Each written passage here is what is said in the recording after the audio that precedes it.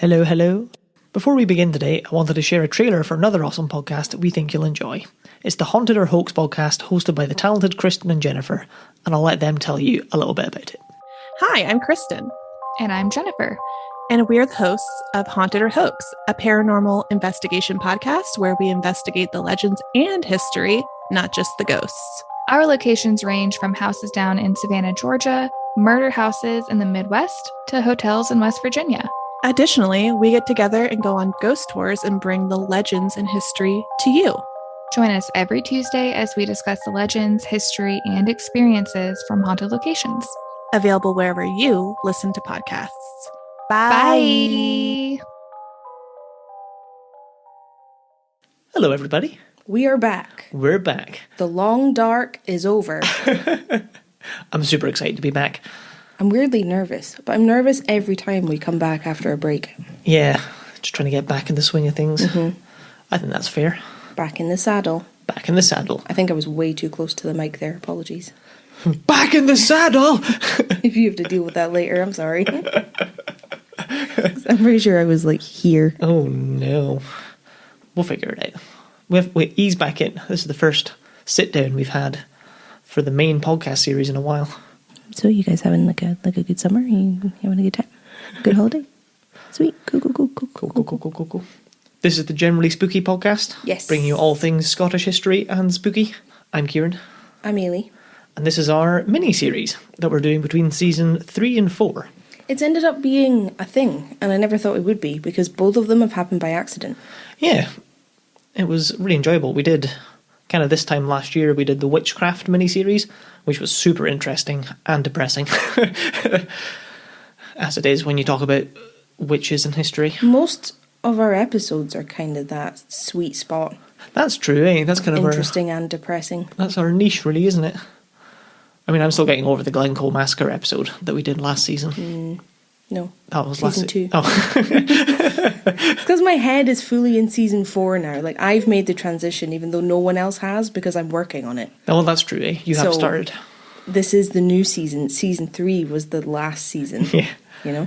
For those of you, if you are listening to this and you are over on Patreon, thank you so much for being so patient and lovely and supportive. It's such a nice group over there. It really is. Would highly recommend you join. But thank you to patrons specifically, because you've been lovely. We've taken a little break over there. Yep. Just because overwhelm, man. And if you're not over there, you should be, because it's an awesome group. And there's a lot of content now. There's quite a back catalogue. Yeah, you get access, depending on what tier you join, to all of our like back catalogue of content. Yeah, we've got extra episodes. I think there's, I can't remember now, 5 or 6 extra episodes over there. Yes. Which are super fun.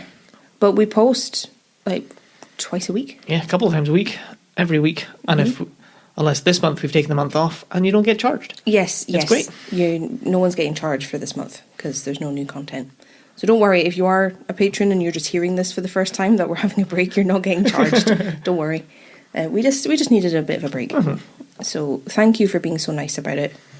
Really appreciate it. Yeah. And get your buns over there if you're not already. It's fantastic. We have our We Blether series, which is very obviously unscripted. Yep. And we plan nothing.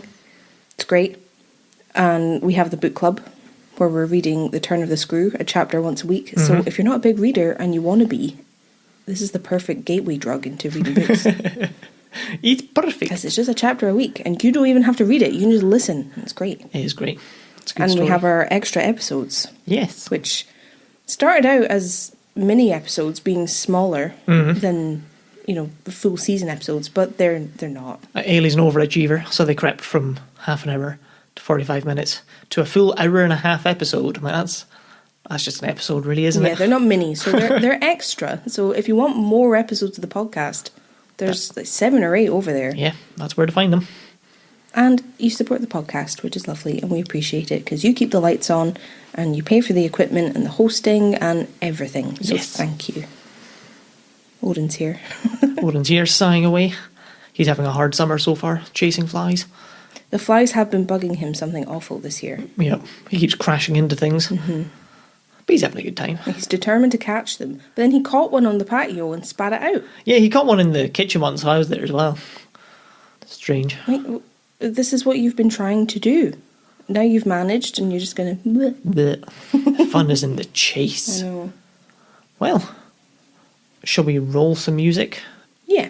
And you can tell us what we're here for? Yes. I think it's time. It is time.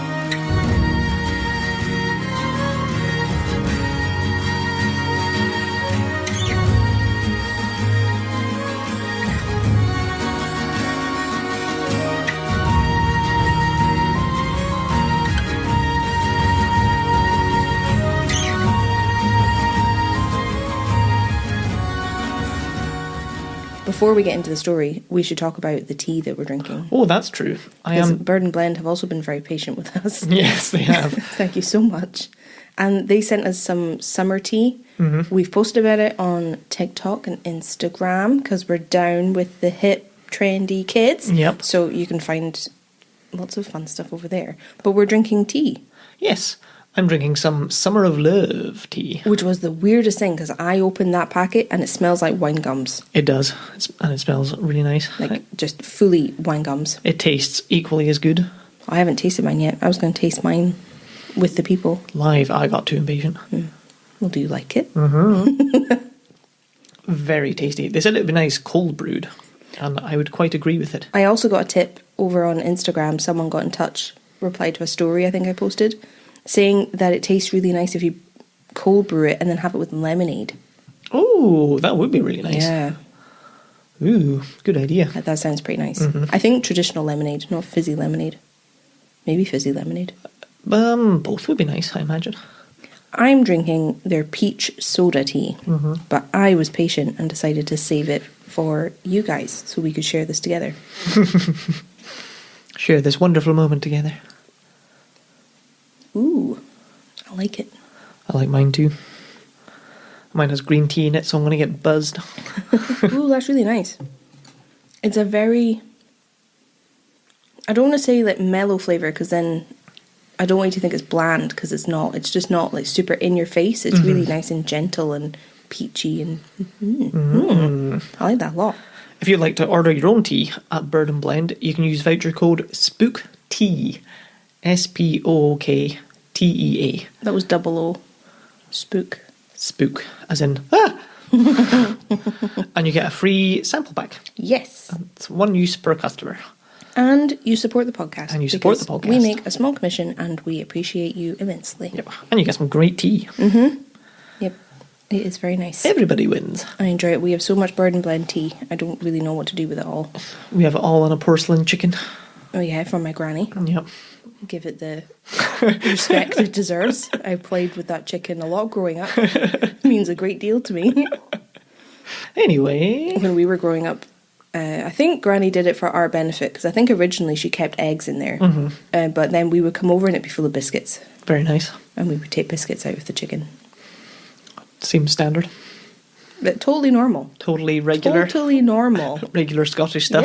Yeah. Biscuits in the chicken. Yeah, your chicken biscuit. Yeah. But not biscuits as in American biscuits. No, I'm talking like chocolate biscuits, like Kit Kats or Rockies. Oh, Rockies. Granny always had Rockies.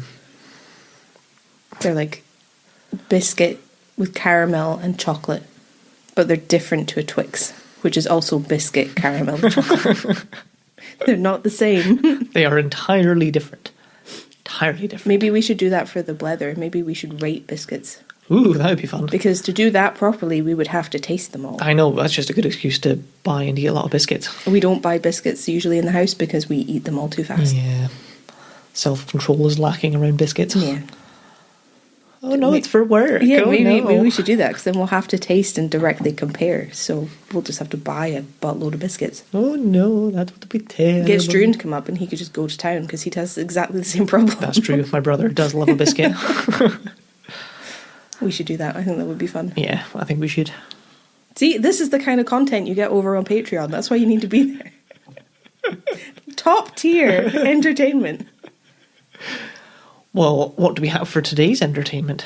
Well, I don't know. I feel a bit nervous about this one because like the miniseries is always quite strange. Like I was saying at the beginning, this one kind of happened by accident, the same as the witchcraft one. the witchcraft one came about because I was going to do an episode about witchcraft in Scotland, and it's such a huge topic, and it's so nuanced, and there's so many stories within it that it was just impossible. And even the miniseries, I only picked 3 stories. And that's like a drop in the ocean.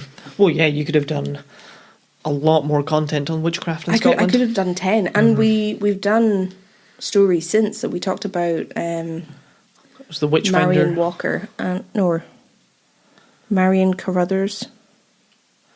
The episode's The Witchfinder and the Whistleblower. Yes. The first episode of season 3 was also about witchcraft in Scotland, and we've talked about it, I don't know how many times since the miniseries. So this miniseries came about in a very similar fashion, because last season I was going to do an episode on fairies in Scottish folklore, and I realised that it was impossible because I couldn't organise my thoughts. There was too much, and I was getting really stressed about it, so I had to backtrack, and we ended up doing something else. Oh yeah, that was a last minute change, I think. Yes, because I really tried to make it work, but it was just too big. Yeah, that was. I think that was, you started on Thursday and we released on Friday. That was good work. Yeah, I can't even remember. Oh, it was the Bran Seer episode. Oh yeah, which I loved. I was really happy to talk about because it was on my list anyway. Yeah, I just hadn't organised it for that season. But now I can use all the research that I did that was wasted. Not wasted. At the time, it felt like it was. All comes back around. Now I get to use it, and now we can talk about things in a bit more depth and take our time a little bit more than we would in a single episode. Yes. So I want to explain that a little bit. Yep, that's fine. Where it came from. So what's the theme of this? We're talking about fairies. Straight up fairies. Yeah. I'm here for it. Yeah. And this isn't a comprehensive roundup of every Scottish fairy legend. Mainly because that would be impossible. Because there's tons, and they vary from region to region. That does make sense. So even if I did talk about every single one, there'd be people in Perthshire who'd be like, no, that's not it, you've got that wrong. And that's totally fine, because it's completely different from place to place. Yeah. So by the end, are we going to be away with the fairies? Maybe. Oh my God. Maybe. And is that an expression, not in Scotland, to be away with the fairies? It might be an English thing. I'm not sure. I think let us know. Yeah. I'm pretty sure it might be a British thing, a UK-wide thing. Yeah. But yeah, you say that in Scotland, you're away with the fairies.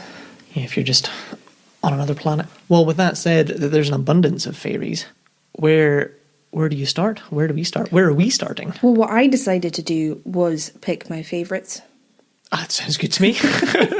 Because again, I had this problem that when I had all the freedom in the world, I was like, well, do I do 10 episodes? Do we do like an extra season? Where does it stop?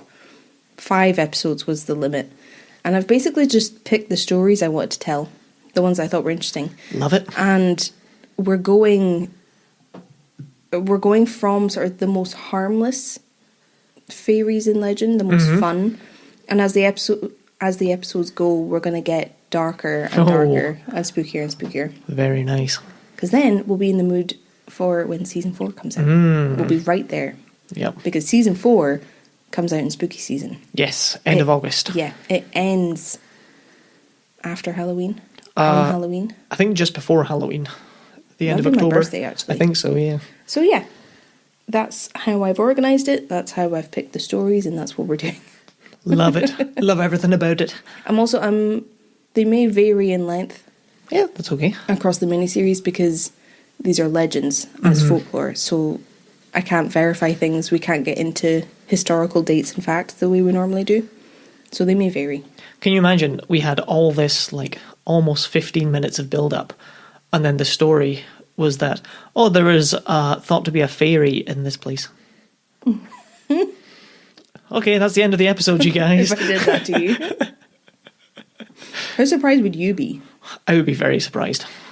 Very surprised. Maybe, like, upset even. Like, oh, what? Because that's not in my character at all. No. You'd give me historical blue balls. Well, episode 1, we're here. And today we're talking about brownies. I could go for a brownie.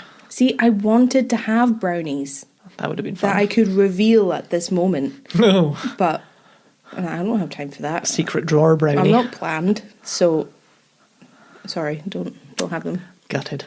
Well, I have heard of a brownie. Yeah, really? I know that I don't know anything about it, but I've heard the term within something. Maybe within a book or a story they've had brownies.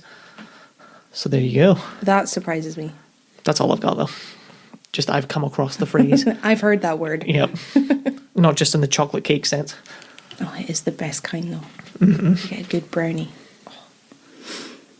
As with most things we talk about on the podcast, there are different versions to the legends surrounding brownies. Like I said, they change from place to place, but across the bulk of them, the main details seem to stay the same. So we're going to start there. Sounds good. First of all, brownies are generally kind creatures in all the stories. And when it comes to fairies, it's a brownie that you want to meet because they're pretty much the best you're going to get. Oh, that's good. Yeah, because they're typically quite evil fairies, I think, on the whole. We're going to get to that a bit more in the next episode. Yeah. But yeah, like, you don't really want to meet them. You don't want to see them. No. That's the typical stance. It's not the Disney fairies. No. And it's not like... I think it's the Victorian era where this idea of the really like feminine fairies who just glitter. I don't really know where that came from, but in Scottish folklore anyway, they're not like that. Mm-hmm. They're very varied and you don't really want to have dealings with them. But you do with a brownie. Well, yeah, like they're usually very helpful. With most fairies in Scottish folklore, there's lots of rules and instructions that you need to follow to make sure that you leave with all your limbs. And with brownies, this is also true. Like there are expectations and rules to follow, but like I said, they're usually very helpful and they're generally known for helping out around the home. Oh, that'd be nice. That's what they do. So if you find that there are chores that magically get completed, even though you're fairly certain you didn't do them, might be a brownie. Interesting. Hearing noises from the attic or the shed outside might be a brownie. Cats that used to hang around the garden don't come around anymore. You might have a brownie. Ooh, that'd be nicer than the cat got run over. Yeah. Yeah. I feel like it's something with housework that like a really angry Scottish mum would say. Oh, what? Do I have to tidy my room? What, you think the fucking fairies are going to do it? Fairy did it and ran away. The stories of the brownies remind me a little bit, and this probably isn't an accident, they probably come from the same like genus or origin. They remind me of the story of the elves and the shoemaker. Oh, yeah. So if you've read that one or know that one. Yes, vaguely. It's one of the Grimm's fairy tales. And in the story, if you don't know, the elves come down to the workshop of the shoemaker at night and complete his work for him. Yes. They make shoes, which means more money for him and he can feed his family. And in the story, he and his wife hide in the workshop and finally spot the elves at work. They know who's helping them. So they decide to make them a set of really lovely clothes as a thank you for all the help that they've given them. And when the elves receive the clothes and the shoes that they've made, they leave and the shoemaker never sees them again. Oh, interesting.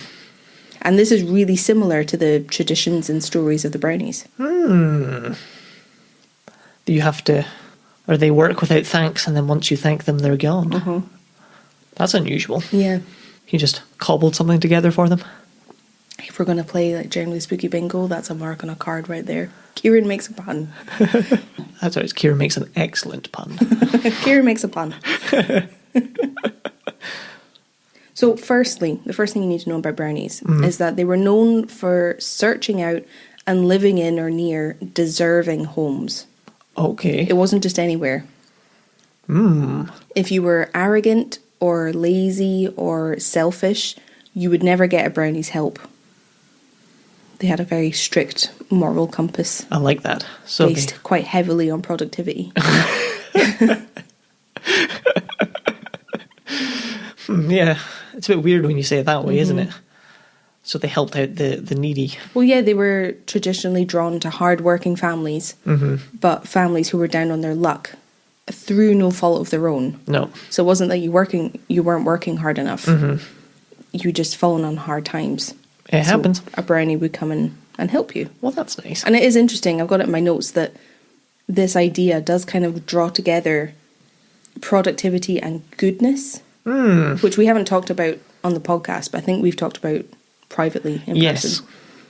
And it is strange that having those two things linked together, that your productivity is directly linked to how good of a person you are. Yeah, that is weird. I think we talked about it a bit with, it was either the Protestants or one of the religions who were all about like hard work and... The Calvinists, maybe? The Calvinists, yeah. All the idle hands make devil's work. Can't remember, something like that. About that it's you're doing or you're a bad person. Sounds quite similar to this, isn't it? Well, it's weird because it's something that definitely exists in the modern day. It's not something people used to think and they don't anymore. Because I struggle with it a lot. If I'm not productive enough in my own head, I feel like I'm a bad person. Yeah. It does exist. It is weird, isn't it? It's almost societally accepted that it's not good enough just to be. Yeah. You have to be doing. Weird. We should say that your productivity does not equal your value. No, it does not. But in brownie culture, it is. So we have to talk about it. Well, you got to do something, don't you?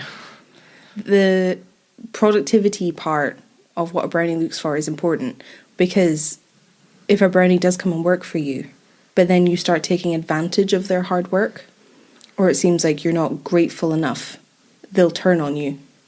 So you can't just rely on them to do everything once they arrive.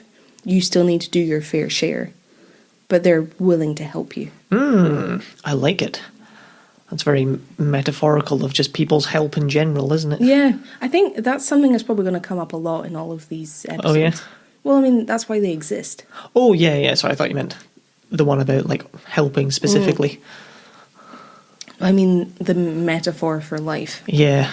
I feel like that'll come up a lot, because that's why they exist. I get that big time. There's one of the jobs I had. I worked in a shop, and when there's no customers in, I dust the shelves, and it was pretty boring. It was pretty thankless, just taking all the stuff off, dusting them and putting it back on again. And then I came into work with it one day, and the manager was there, and he was like, "Oh yeah, I was going to do dusting, but I thought, I'll just let Kieran do it." And then I just pretty much stopped after that. I'm like, well, no, I'm doing it as part of what needs done in the shop. If you're just going to leave it for me to do, I'm not going to do it. And I just totally like ruined my inclination to get it done. It's funny how an attitude like that can impact what you're willing to do. Yeah. Because I was doing it without being asked. But after that, I was like, well, okay, no. Like, if you're just going to assume I'm going to do it without thanks and not do it yourself because you know I'm going to do it, I'm not going to. Yeah. That's a weird one. That was the brownie in me. You're not a ham sandwich. Yeah. I'm a helper. You are a helper. I think out of all of the fairies we're going to talk about in these episodes, you're probably closest to a brownie. Oh, that's fair. I would say. On the whole, brownies seem pretty morally driven, like I was saying. They have a very strict moral code. They won't tolerate lying or cheating. They'll search out honest families. So again, this is sort of tied into this productivity equals good. So they're hardworking and they don't cheat and they don't lie. What I did think was funny, though, is that they don't tolerate misers. And I don't know if you've ever heard any stereotypes about Scottish people. But they're going to be waiting a while. Yes, we are quite miserly as a people. I thought that was quite funny. Yeah, I like that. So if they hoard money and they don't help people, they're not charitable, then a brownie won't come and help them. Oh, I thought it was more being like super frugal, was being a miser. Oh yeah, I think it is that. I think it's being just being tight. Yeah, it's being a tight arse. Yeah. You know. I know, I get that. I'm a fellow tight arse, so that's fine. Generally, like the Grimm story that I talked about, brownies go about their business at night. So you're not going to see them trotting about in the daylight. And during nighttime, when everyone else is asleep, they clean up or they do the chores that need done. Just because they like it. That's nice of them. It is very nice, isn't it? I can see why you'd want to believe in that. Yeah. Yeah. There's differing stories about where brownies like to live. In some of the stories, they like living in attics or woodsheds or in cellars, so actually in a part of your home. Oh, interesting. They live there. But in other stories, they'll make their home somewhere near the house or the farm. Quite often in the stories, it's a farm that they're helping on. Yep. I assume because there's always just too much work to do. I mean, if anybody's working hard but has more work to do, it's going to be a farmer. Yeah. Especially a farmer in ye olden days. Yeah.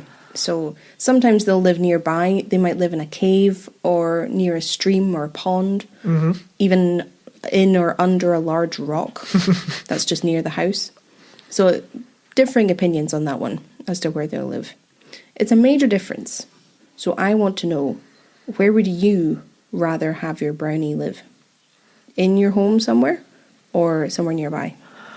I mean, I'd be okay having them in the home, I think. That's what I was thinking. I would be happy with that.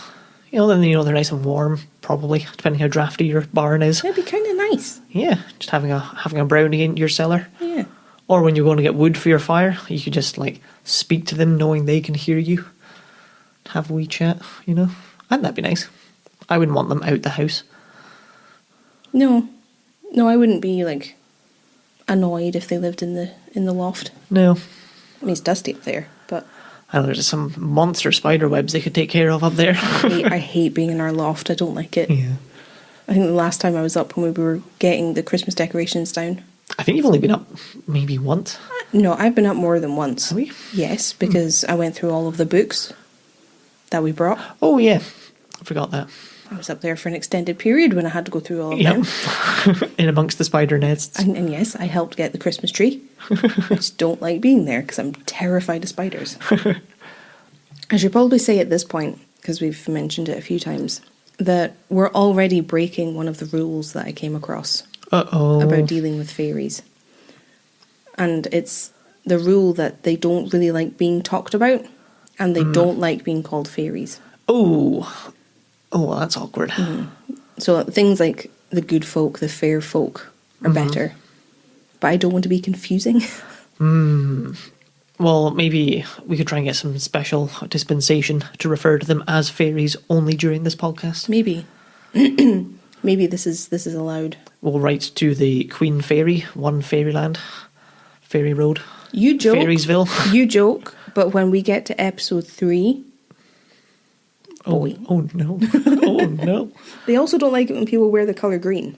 Oh, you're covered in green today. Yeah. Oh no. So we're off to a good start, is what I'm saying. What if we wake up tomorrow, but in fact you wake up alone and I've just been tidied out the house? You're too messy. And I just wake up at the dump. I mean, it's your favourite place. I do like going to the dump. I'm going to get recycled. So if you realise that you have a brownie living with you, that you've noticed all the signs, things have started magically being done, you might find that your home or farm or business is suddenly more prosperous than it was before. That was a nice side effect of having a brownie. That would be nice. If your cats have been scared away, because brownies don't like cats.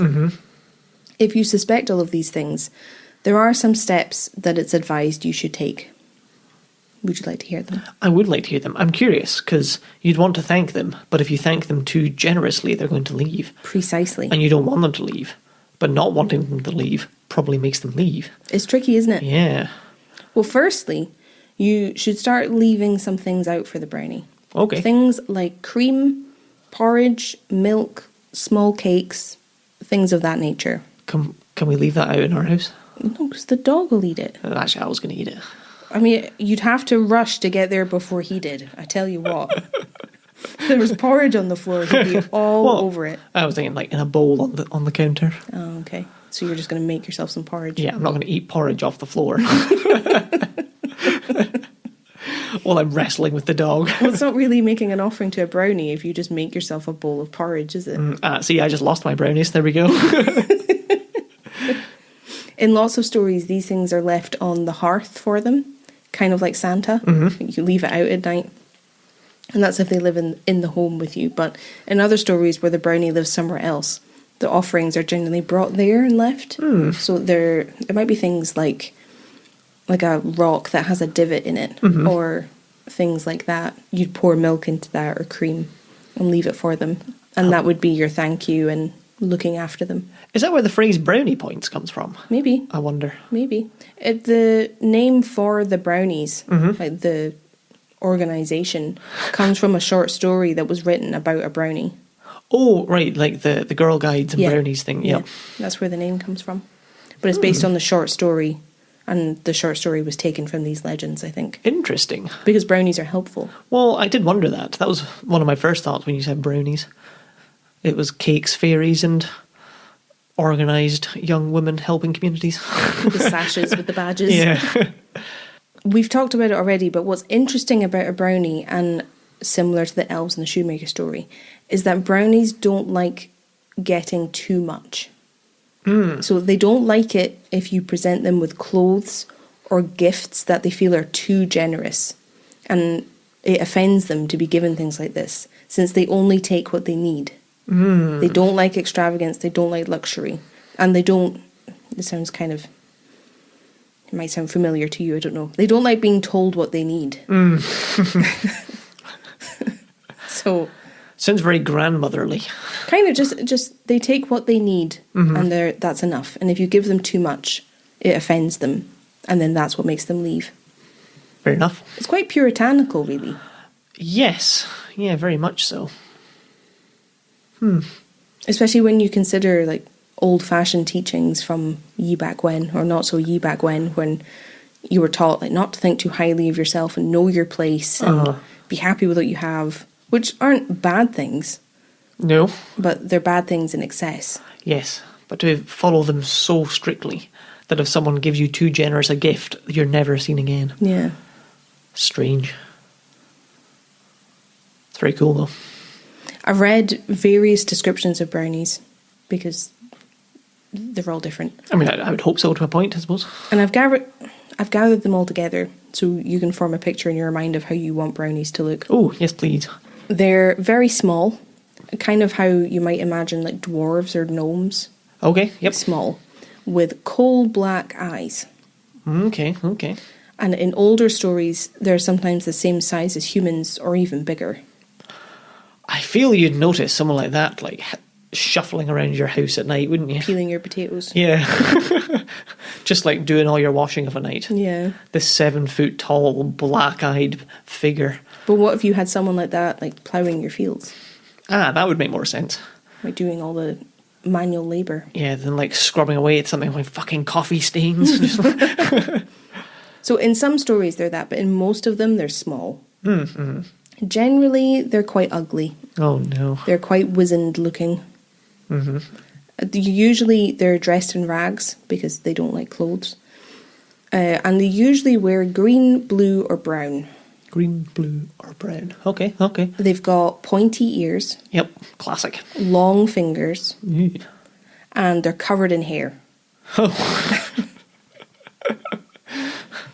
So they're hairy but wearing rags. Yeah. Okay. I mean, you wear clothes. Excuse me.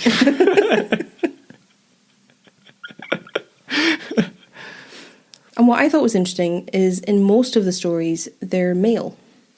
Very rarely will you get a female brownie. That is interesting. I have a sort of picture in my head of, it might be Wind in the Willows, of like a mole wearing a little scarf. Definitely sounds like Wind in the Willows. Yeah. Or Narnia. I have one in particular who's all like doddery because he's old and he has his glasses on. That definitely sounds like Wind in the Willows. Sounds like Wind in the Willows, doesn't it? Well, that's quite an image that's forming in my head. Ooh, especially with the long fingers. Useful for making shoes. Yes, very, very. But what will click in your mind will be this phrase that I'm about to tell you. House elves. There we go. From Harry Potter. Although she who shall not be named because she's wildly transphobic. Yep. She took it a step further, this brownie legend, and had them be completely happy with indentured servitude which is very, very different. Yeah. But, you know, the descriptions are the same, and a lot of the features from the Brownie legends have been used in Harry Potter. Well, initially in my head, I had the other bit from Harry Potter with the little blue pixies. Oh, yeah. They were kind of in my head. I can't remember if brownies get mentioned in Harry Potter in one of the games or something. I'm not sure. Can't think. But yeah, in terms of house elves in Harry Potter, brownies are different because they expect you to pull your weight. Yes. They won't let you take the piss. And if you do take the piss, they get angry, which is not what you want to do to a fairy of any kind. No, that's typically the case. Yes. So they'll do things like making a mess. Oh, no. So they'll undo all of their work and make things harder for you. They'll make loud noises in the night to keep you up. In some stories, they turn into boggarts to scare you. So big, like, scary creatures. Ooh. They'll turn into one of them. They might break things, pinch you, poke you in your sleep. Especially if they think you're lazy. They'll poke you. That's really funny. And if they're upset, they'll leave. And you'll have to muck out the stables yourself from now on. That wouldn't be very good. No. I can fully imagine a, like, mad old earl being very grateful to these brownies as he's walking around his spectacularly clean palace with, like, the head servant beside him just going like, So, oh, wow, like, we must really be keeping our weight for the brownies. It's probably because I'm so productive. Like, It's like people who say that slaves didn't build the pyramids. Yeah. Very ungrateful. And now, because it's me, I tried to look into where these stories came from. Like, what was the origin? Where did they start? But it was pretty much impossible. That doesn't surprise me. As with most of these legends, like, you can kind of guess why they came into being and what feelings in people made these legends start, but you can't really tell when they started. Yeah. Because they've been around for such a long time. I did see in one article that they were compared to something called layers. Lares. Lares. Okay. Yes. Which were spirits that were talked about and believed in way back in ancient Rome. Oh. And they were also domestic spirits, so they were attached to the home. But they were more literally attached to the home because they couldn't leave the building of the house. And they were seen as protective spirits of the ancestors of the family. Oh. So it's a different flavour of the same thing. Yeah. For sale, 1 house, 2 bed, 1 bath. Very well kept layers. And what they did was they served the family in the afterlife, caring for the home, caring for their family. And they had similar descriptions to brownies from what I saw. They were also really hairy and dressed in rags. I don't know why I find it funny that they're hairy, but... Well, when I was reading it, all I could think of was Captain Caveman. Did you ever watch Captain Caveman? Oh, yeah. That's all I could think of, because he's covered in hair and he's got the, like, caveman skin on. Yeah, the, like, leopard skin. Yeah. That's all I could think of. I was like, oh, that's very disrespectful, because that's not what people are talking about. No. Oh, like Captain Caveman. No. Layers were respected and worshipped in an ancient Roman home. A statue would be dedicated to them, and it would be on the table whenever the family came together to eat. Oh, very nice, very So nice. they were kind of in the same way as a brownie. They were given their due and respected and shown gratitude. It's funny because it's not that cold in Rome. You wouldn't think you'd need layers. You look so happy. I feel happy. Happy to be back. I'm back, baby. So as far as historical basis goes, this is the best I've found. I mean, that's more historical basis than I thought you'd be able to find. So that's quite interesting. Although when I was looking into things and trying to figure it out, it makes sense in my mind why Scottish people would create something like a brownie in the imagination. Because people had really hard lives. And their faith had taught them that hard work paid off. And hard work was virtuous. And a lot of the time, their faith was all they had. So the hope of a brownie coming would be a reward in a way, because you're putting in the work. You're doing what a virtuous person does, and you're struggling. And to a point, winters are long, dark and cold. You need hard work in the summer so you don't starve in the winter. Yeah. Life was hard. Yeah, it makes total sense that the legend would come about. Yeah, and you would pray for relief. Really. Yeah. Someone to help you. Just a little relief. What was interesting, and it's something I've seen over and over again in my research for these episodes, is the overlap between superstition and like traditional Scottish beliefs and Christianity. Oh, yeah. Because a lot of the time, and in a lot of the stories, they exist together. They're not exclusive. You can believe in like Christian God and everything that comes with that, and fairies. And you can deal with one by invoking the other. Interesting. Which I just think is like wild. That is wild. Because I don't know a ton about it, but I believe Christianity would generally steamroller all other beliefs. Well, I think in a way, but integration was important. So when Christianity was first brought to the British Isles and Scotland, they integrated it with beliefs and traditions that were already there. Makes sense. So then more people would adopt it, which is one of the more common ones, but it's why Christmas is when it is. Yes. Things like that.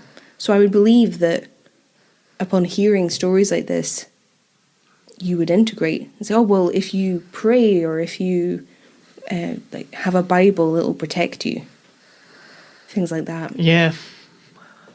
Makes sense. So you don't steamroller, you just make your God superior. Yes.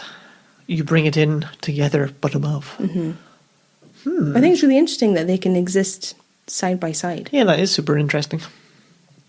And I'm also wondering if at this point you're seeing the parallels between the Brownies and the Wee Free Men from Terry Pratchett. I've been thinking about the Wee Free Men quite a lot. He was an author, a British author, and he drew from British folklore a lot.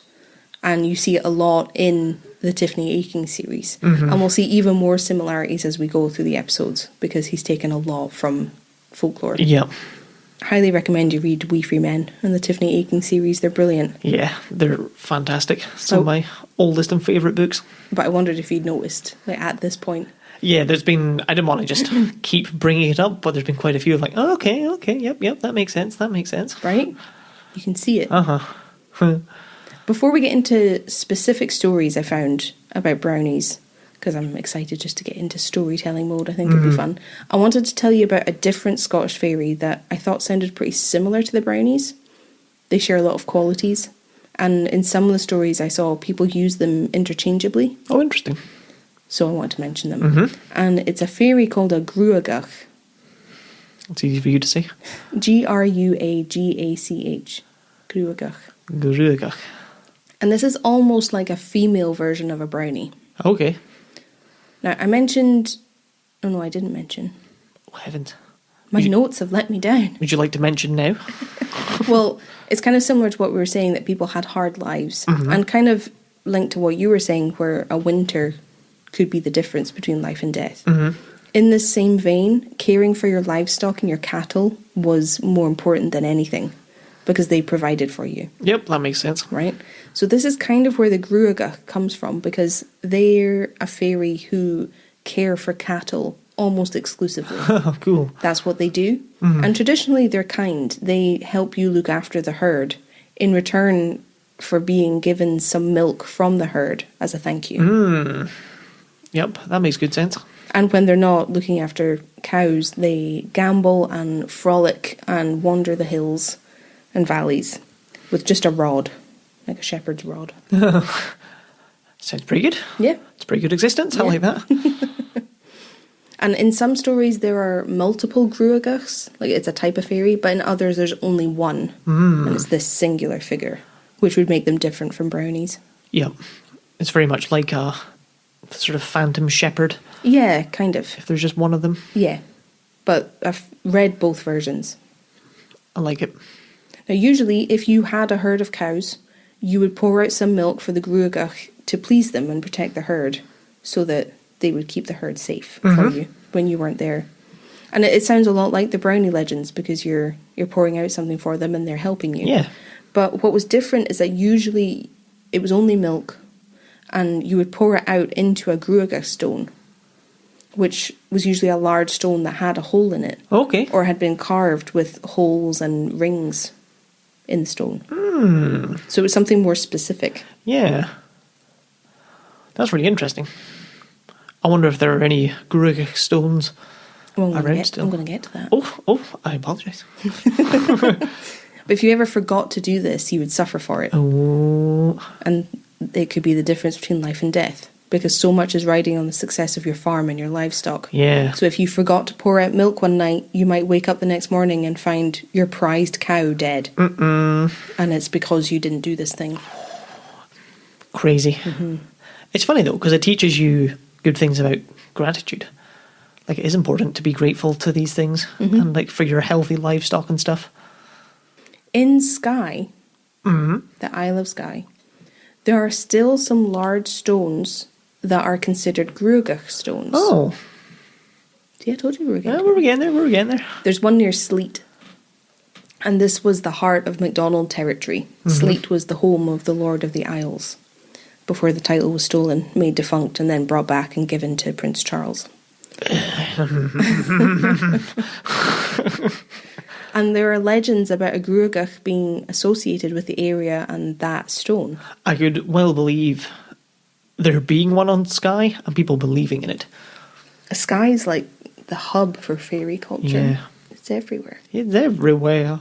Now, from what I read, which I thought was really interesting, in places where there are Gruagach stones, because there's several, that have hollows or rings carved into them, these stones specifically, it seems like they're a lot older than the people who believed in the Gruagach were. Oh, interesting. Archaeologists think that they were carved by a much older people. Wow. Like Stone Age people. And the practice of treating these stones with reverence kind of passed down, but it evolved and transformed over time to meet the beliefs and needs of the people that found them. That's mad. It's so hard to try and wrap your head around that. Or I find it really hard. Yeah. Of the significance. And it to be passed down, what's the word? Through spoken word. Orally. Across like 1,000 years. Oh, it's so interesting because it could have been carved for one reason. And then over hundreds or thousands of years, it's become something else entirely. Yeah. And the beliefs now are based on fears and technologies that didn't even exist when it was carved. Yeah. It's absolutely wild. That is wild. That's really wild. Oh my god. Do you think people go now, speaking with new technologies, and like pour some milk in and pray for protection from Mark Zuckerberg? Please let him leave me alone. Maybe it's Iron Brew now. Yeah. Crystallize the whole stone. Please don't do that. That was a joke. Please don't actually do that. That would be awful. Yeah. No. Another story written by Donald Mackenzie in his book Scottish Folklore and Folk Life talks about the Gruagach who lived on the Isle of Mull. And she became so offended by the way she was treated on the island that she decided to leave. And she did this by placing her left foot on Arran, the island, and the other on Ailsa Craig, which is another island. That's impressive. But disaster struck because as she did this, a 3-masted ship caught her in the thigh, which wounded her, and she fell into the sea, and she was never seen again. Oof. She must have been quite a size. Well, exactly. This is what I mean. Like, they change from story to story. Bear with. Trying to wrap my brain around that. Right? That's really weird. Whoa! Sploosh! Oh, there goes the Gruagach. So I wanted to mention Gruagachs because they're kind of related. I think so. I think that's related. And this will happen a lot across the series because everything overlaps and it's been a bit of a nightmare to organise. But yeah. But for the sake of people who are going to find this episode, I feel calling it Brownies will be a lot easier than calling it Gruagach. Yeah. Anyway, I've gathered some of the brownie stories I found, and I thought you might like to hear them. I would love to hear them. I have a couple that I think I'll read in their entirety, and I even have one in a book. Ooh. Which I don't think I've done here on the podcast before. Nope. So I thought I would read that one in full, for the full storytelling experience. I'm here for that. I can sit quietly, probably. But I'll save that one for the end. I mean, that sounds good. I think. You'll never believe the last one. No. Now, a man called John Brand wrote about brownies in Shetland in 1703. And according to him and his account, in the 1600s, every house in Shetland had a brownie helping them around the house. It was very common to just have a brownie. That's pretty sweet. That was his claim. That's much more like the Roman one. Yeah, everyone has one. Yeah. Well, that'd be pretty good. A very industrious people. Well, exactly. It means the people in Shetland have got it going on. Yep, they're getting shit done. They know what they're doing. And in his version, the brownies helped to churn milk. Oh, yeah. When everyone slept. And in return, the owners of the farm or the house or the building, whatever, would sprinkle milk in each corner of the home. And that would be for the brownie. Very nice. So again, that's kind of like the gruagach. That's why there's an overlap. Yep. And it sounds really weird when I say it, but my throat's super, dry. It doesn't sound different. John Brand also talks about brownie stones, which are stones with little holes in them that people would pour offerings into rather than on the floor. So, again, that's why I want to talk, because there's so many overlaps and things that are the same but different, but not quite, but kind of. But similar. There must have been some very smelly homes with all this, milk rotting in corners of the house. I mean, I think they were pretty smelly anyway, to be fair. Well, that's a good point. Hey, you quite often had your cows in the house with you, didn't you, in winter and things.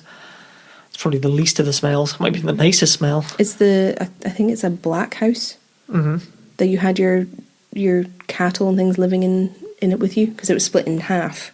So the family lived in half and the livestock lived in half. And you had a fire in the middle, and that's why it was called a black house, because the soot and the smoke would turn the roof black. Oh. I believe, but I could be wrong. No, that sounds familiar. That's really weird. So yeah, never mind. You probably didn't notice the smell. Maybe, depending on the time and the place. We're just getting barreled over by a cow coming past you to drink some milk. What I found really interesting was I came across a story of a brownie called Hairy Meg. Or Maggie Moolah. And she's unusual because she's female, and I think she's the only female brownie I came across in my research. And she's certainly the only one given a name. So I thought I would tell you about her. I like the sound of that. I wonder if they're all men, because these stories were just created by hopeful wives. Look, they can do it. Yeah, look, he's doing it. He can help with the washing. Without clear-cut instructions. In the stories about Maggie, she lived at either Fincastle Mill or Tullochgorm Castle. Now, there's a little problem here, because I looked into it, and I'm not convinced Tullochgorm Castle exists. I'd never heard of it. That was brand new to me. Tulloch Castle exists, but it's near Dingwall. And Tullochgorm is a place, but I can't find any evidence of a castle there. Interesting. There are other castles around that area, but they have different names. Finn Castle does exist. It's near Pitlochry. And there are old mills there, so that could be true. Sounds good. Sounds good. I don't want to spoil the magic, but I have to check these things. You're just compelled to. I can't help myself. Now, Maggie had a pretty frightening reputation. She was known for reaching down chimneys to steal away children. Oofed. And she could transform into a grasshopper. Oh, that's different. But supposedly she wasn't the smartest. And neither was her son. And her son was called Brownie Claude. It's a good name. It's like a dessert. I'd love a brownie Claude just on a plate. Maybe we should go get brownies. Maybe we should.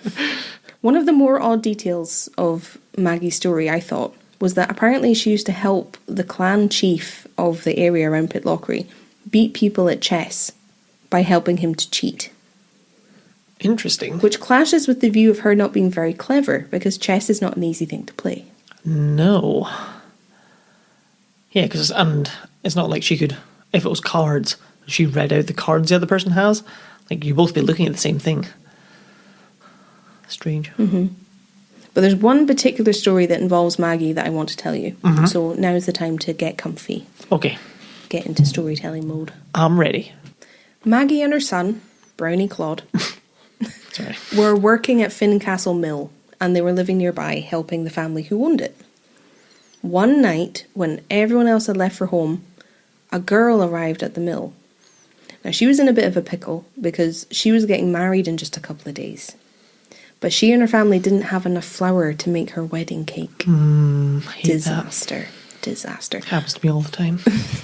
How many times have you been married? One. So the girl had to come up to the mill to get some because they had to make this wedding cake. There was a problem though. The miller wasn't there. Everyone had gone home for the night. So she had to come up with a solution. And she did. She decided she could just grind the flour herself and come back the next day with the money for the flour. She didn't think the miller would mind, since he wasn't there anyway. She could come first thing and it would be fine. Yep. So that's exactly what she did. She set herself up and she began grinding the grain. And she also set some water on the hearth to boil to make herself some tea if she began to tire, because this is nighttime, remember? Yep. Now this was when Brownie Claude, Maggie Mulach's son, noticed the girl hard at work. She was new and he'd never seen her before, and he was impressed with how hard she was working, because grinding your own flour is not an easy job. Eventually, curiosity overtook him, and he had to talk to her to find out who she was and what she was doing in the mill in the middle of the night. So he revealed himself to her and made her jump, because she wasn't expecting to see anybody. But she kept her wits about her, because she'd heard the stories of fairies and she knew she had to be on her guard, always. Yep. Brownie Claude looked at her carefully, because she intrigued him, and he wanted to know more about her. However, he kept his distance, because he was a bit afraid of the stranger who'd come in the middle of the night. The girl noticed how Brownie Claude stayed away, and she realised that he was more scared than she was. So she had a bit of power here. What's your name? Brownie Claude asked her. And he wasn't even able to look her in the eye. He was too scared. Oh, I'm Misha me Fain, she cried, smiling at him, which just means, oh, I'm me myself, in Gaelic. Brownie Claude was confused, because that didn't make any sense. What did she mean? No, what's your name? Can you tell me your name? He tried again, not understanding what she meant. But she only replied with me Fain. Now, he was even more confused than before. And in his confusion, Brownie Claude forgot his fear, and he approached the girl, hoping to explain what he was asking better. However, when she saw him getting closer to her, fear overtook her, and she grabbed the pot of boiling water she placed on the hearth, and she threw it over poor Brownie Claude. Oh no. He screamed in pain, and he bolted from the mill, his skin burning and blistering, and he only just made it back home to his mother, Maggie Mulach. She was horrified at his injuries and begged him to tell her who had done this to him. But all he could say was, me fain, me myself, exactly as he had been told. Brownie Claude died in Maggie's arms, leaving her heartbroken. I'm already heartbroken. Can't just do that to me. I've got you on the hook, boy. George R. Martin. Several days later, still deep in mourning for her son, Maggie overhears a group of girls gathered underneath one of the high-up mill windows. And she hears them giggling and chatting, so she creeps over to the window, out of sight, but listens in to their conversation. Would you believe it? That was all it took, the fool. I told him my name was me Fain and he didn't know the difference. Then he got the water and he ran away like a child. I thought that fairies were supposed to be conniving and clever and cunning. He was thick as mince. And Maggie listened to the laughing voice with horror because she realised the girl was talking about her beloved Brownie Claude. And it was her. She was the one who killed him. Big mistake. Big mistake. Maggie became overwhelmed with rage and filled with pain over the death of her son. And then to hear his killer bragging about it, it was just too much. So Maggie searched the little room that she was in, and her eyes fell on a wooden stool sitting in the corner. She reached over, she grabbed it by the leg, and with all her might, she threw it out the window. And it landed on the girl with a crash, right on the top of her head, killing her instantly. Oh my days. And Maggie, having taken her vengeance and offended by the death of her son, she disappeared from the mill, and she was never seen again. Dun dun dun. Well, that was a much more unexpected turn than I expected. Just, there was much more murder in it than I expected. It's an unusual Brownie story. I know. Because vengeance and murder is not typical for a Brownie story. Yeah. But that's why I wanted to include it. I thank you for including it. What did you think? I thoroughly enjoyed the story. And it just goes to show, the night before you get married, don't murder anything. It'll bite you in the ass. No murdering small animals. Kieran with the solid marriage advice there. Yep. Wedding advice. Oh. It's not marriage advice. That's not marriage advice. Do you not issue marriage advice? No, I'm not qualified for that. Another Brownie story concerns a place called Bodisbeck Farm, which really exists. It's still there. It's in Moffat, down near Dumfries, near the border. Okay. I think Bodisbeck or Bodisbeck. One of the two. I don't know. A long time ago, Bodisbeck Farm was lucky enough to be blessed with a brownie who helped with a lot of the farm work. Because like we said, there's always too much to do. He laboured, he cleaned, he helped with all the tasks that you have to keep on top of when you have to run a farm. And the farmer was thrilled and treated the brownie really well. You would be. Yep, he always left out offerings for him and made sure it was known how grateful he was for the help.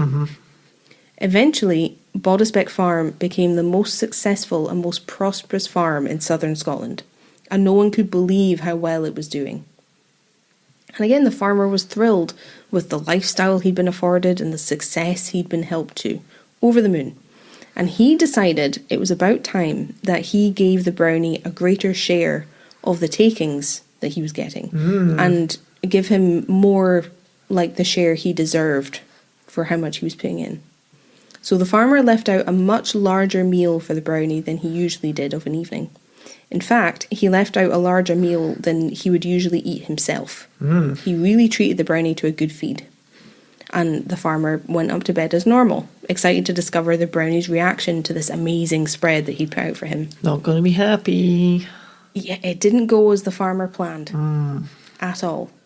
The brownie came out that evening, ready to do his work, as he always did.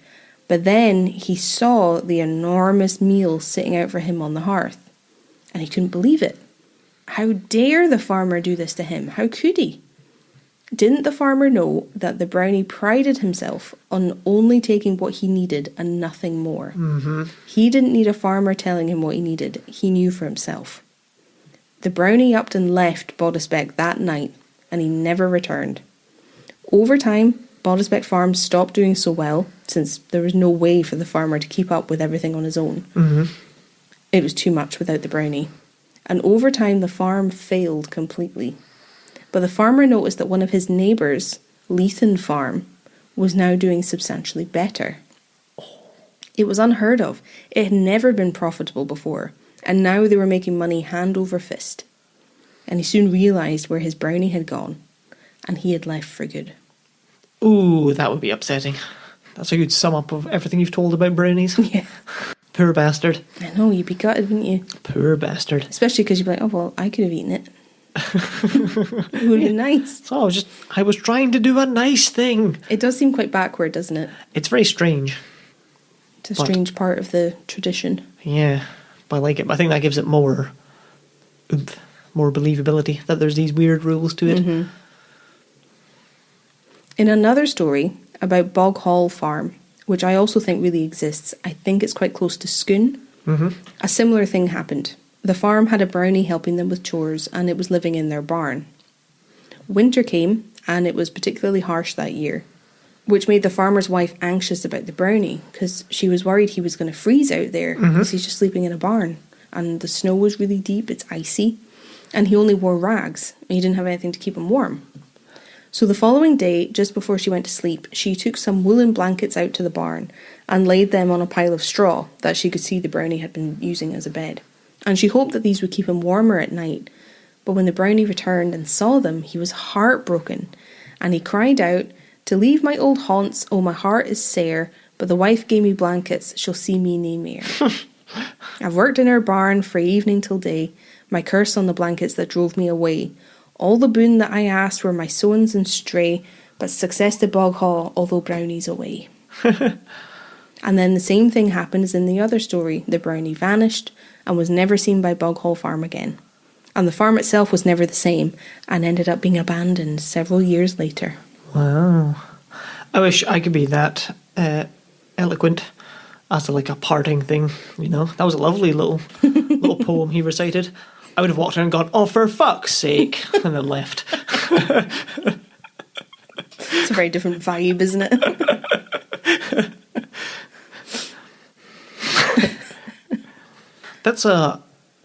It's such a weird one because I don't know what, like, the message is. It's almost like, oh, don't be too thankful. Don't give more gratitude than, like, I don't know. Morally, it's strange. It is strange. Especially when you consider, I guess, traditionally it's Highland hospitality, but, like, you give your best to a guest. Absolutely. You give them more than you take yourself. And that makes good sense. Like, oh, it's really cold. I don't want them to freeze. I'll give them a blanket. Oh, for fuck's sake. Like, what? It's weird. It's just the rule. Yeah. It's an odd one. It's really odd. I have one more brownie story for you. Excellent. And I think this will make the podcast feel like one of those storytelling podcasts. One of the ones you listen to fall asleep. Because I'm going to be reading it out of a book. Ooh. And it's a book that you bought me. It is. I feel you should be, like, beside a fire or something. I know. You know? I know. We have the stove, but it's July. It's July and it's 20 degrees Celsius. Like, it's warm. I don't really want to sit by the fire. Yeah, which is, I know, like, a mild day for a lot of people who listen to this, but that's fucking roasting for what we are in shorts and t-shirts. Yeah. The book that I have is called Celtic Tales, Fairy Tales and Stories of Enchantment from Ireland, Scotland, England and Wales. And Kieran bought it for me. I did. Now, the only credit I could see is that the text adaptation is by Mirabelle Corn, but she's the only author credited, so that's all I can tell you. And I'd like to read you one of the stories called The Brownie of Fern Glen, because it represents a story I saw over and over again when I was doing my research. It just happened in different places. So I thought it might be nice to read from an actual book. I'm up for that. For this episode, since brownies are quite nice and fairy tale-like. I thought it would add to the vibe. I think so. So, let's jump in, just in case you doubt me. It's a book, baby. It's the book. Them's the pages. Wait, let me get settled. I would recommend this book to anyone who likes fairy tales because the illustrations in it are really pretty. They are really nice. I might try and post them up on Instagram once the episodes are out so I don't spoil or anything. Yeah. Okay, I'm just going to organise myself. This feels a lot like the book club over on Patreon. Oh, yeah. So, are you ready? Yes. Get comfortable. Get settled, because this is the storytelling portion. I feel like I should be sat cross-legged on the floor. Okay, here we go. There was once a farmhouse called Fern Glen. It was named for the glen which it stood on the edge of, and which anyone who wanted to visit the farm had to travel through. But this glen was believed to be the abode of a brownie. This fairy never appeared to anyone in the daytime, but was sometimes glimpsed at night, stealing about like an ungainly shadow from tree to tree. Like all brownies who are properly treated and let alone, he would do any kind of work around the farm in return for a bowl of milk for his supper. The farmer often said that he did not know what he would do without the brownie, for if there was any work to be finished in a hurry at the farm, corn to thrash or winnow, turnips to cut, clothes to wash, or a garden to be weeded, all that the farmer and his wife had to do was to leave the door of the barn or the turnip shed or the milk house open when they went to bed, and put down a bowl of new milk on the doorstep. And when they woke the next morning, the bowl would be empty and the job finished better than if it had been done by mortal hands. In spite of all this, however, everyone about the farm was afraid of the brownie and would rather go a couple miles round about in the dark than pass through the glen and run the risk of catching a glimpse of him. Only one person on the farm didn't fear the brownie, and that was the farmer's wife. She was good and gentle and wasn't afraid of anything at all. So when the brownie's supper had to be left outside, she always filled his bowl with the richest milk and added a good spoonful of cream to it, for, she said, he works so hard for us and asks no wages, and he well deserves the very best meal that we can give him. One night, this gentle lady was taken very ill, and everyone was afraid she was going to die. The farmer was greatly distressed, and so were the servants and farmhands. She'd been such a good mistress to all of them that they loved her as if she had been their mother. But they were all young, and none of them knew very much about illness, so everyone agreed that it would be better to send off for an old woman who lived about 7 miles away on the other side of the river, and who was known to be a very skillful nurse. But who was to go? That was the question. For it was black midnight, and the way to the old woman's house lay straight through the glen.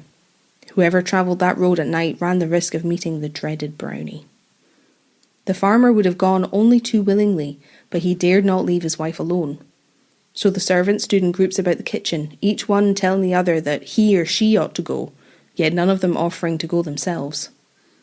Little did they know that the cause of all their terror was standing only a yard or two away, listening with an anxious face from behind the kitchen door.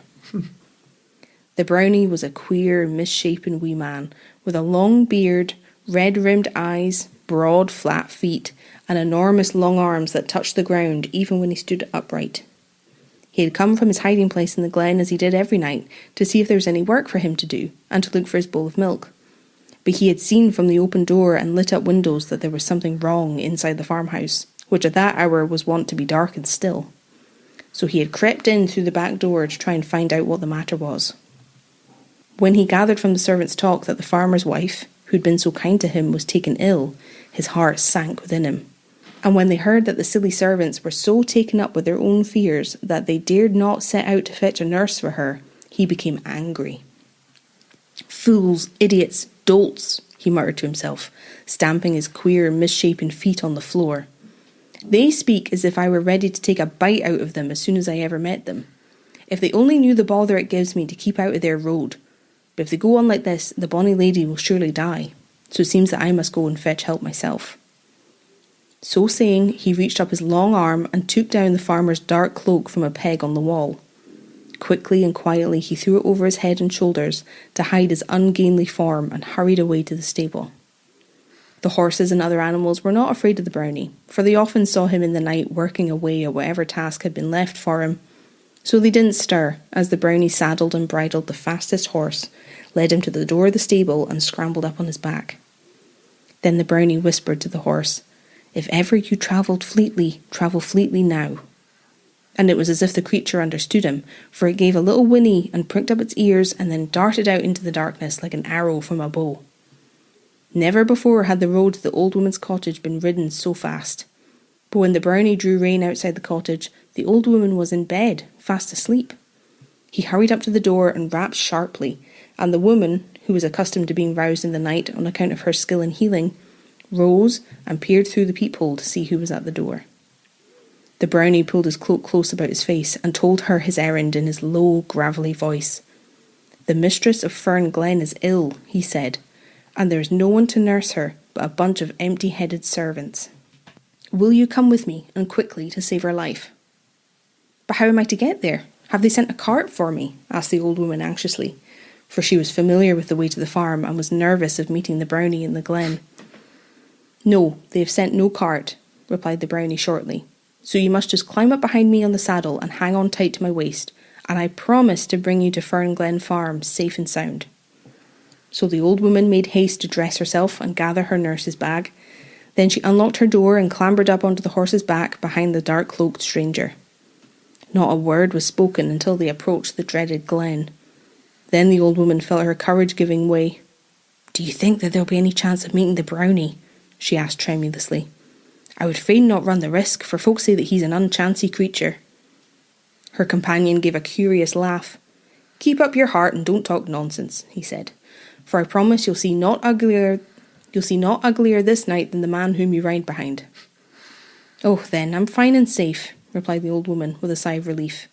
"For although I haven't seen your face, I warrant that you're a good man, from the care you have shown your mistress at the farm."